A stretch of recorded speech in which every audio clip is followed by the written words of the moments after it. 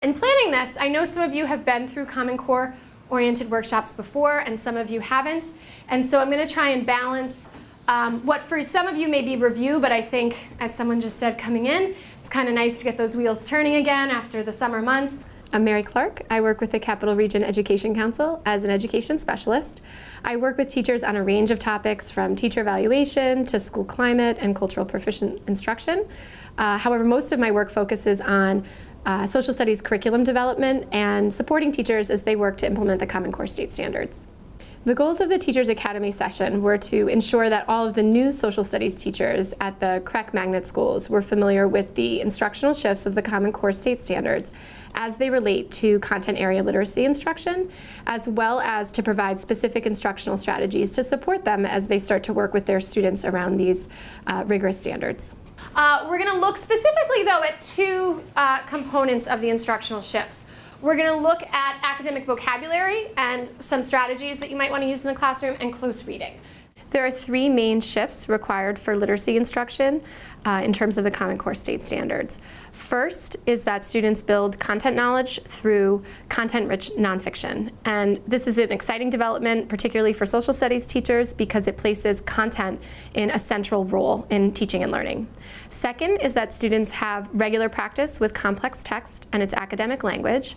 So that really gives students the opportunity to work with challenging texts and to make sure that we as teachers equip them with both the strategies and language they need to independently make meaning from this text.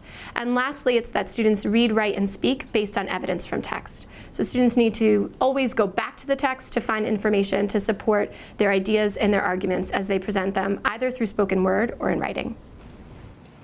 When we say it's a shift, I think it's a shift in the right direction. Sort of coming home, really, I feel like, for social studies teachers to what we know is true to our discipline in terms of what skills are really critical. And it helps us to make sure that students are able to be thoughtful and informed citizens who can access information from a variety of sources and make their own decisions. So this is good stuff. This is the kinds of things we want our students to be doing. These shifts impact content area instruction in social studies in several ways.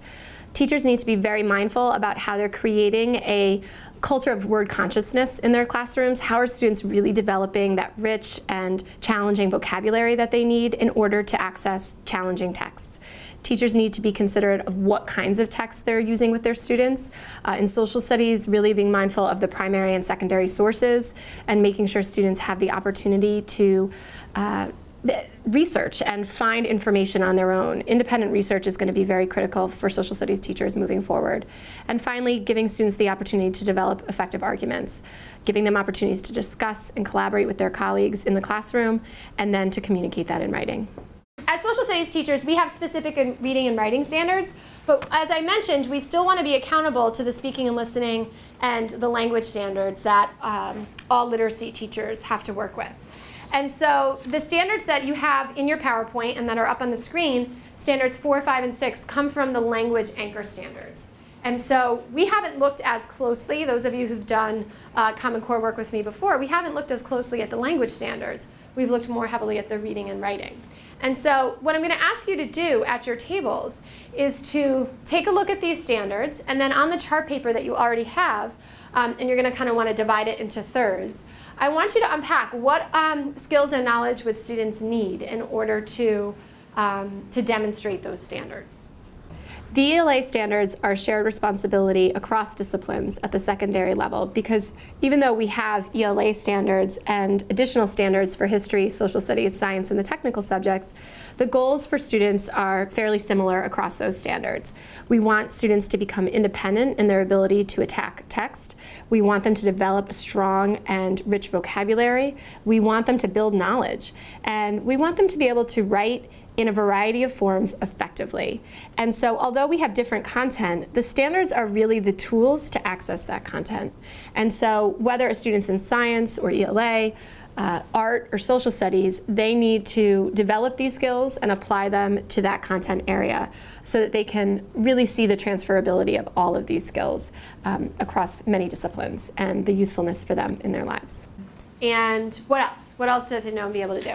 Our group talks a lot about the idea of like the importance of the context and how that changes the meaning of the word and the point of view of the speaker, the author, and the tone of sort of what they're reading. Great, excellent.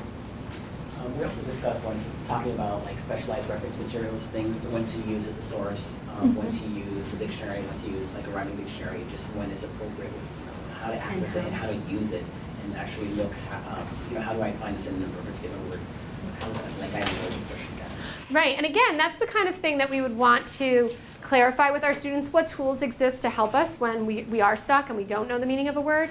But at the same time, if you look at the standard really specifically, it talks about those reference materials. It also talks about context clues. And one of the things, what I say really specifically, is we have to plan for both, so that students do know how to use those tools and are able to use them effectively, but also what do you do or what can you reference when you don't have those tools, because they'll be in both of those circumstances. So that's a great point to bring up. Amanda? Students have to be able to actually identify what they do not understand. I know my students, a lot of the times, will see a word, they recognize it, so they think that they know it, and they'll say that they know it, but when it actually comes down to the word, they actually they can't express The meaning. their understanding. Okay. So yeah, that genuine awareness of what I know and what I don't know, a comfort with expressing that, and the ability to, again, it's going back to close reading, the idea that they pay attention to each word, that each word's going to be important in their understanding, and creating that culture of word consciousness. Do I know this word? If I don't know, what do I have to do to find it out? Suggestions for secondary content area teachers as they transition to the Common Core would be to develop a climate of inquiry in their classrooms where students are really in the driver's seat, that they have the opportunity to ask questions and to develop responses to those questions.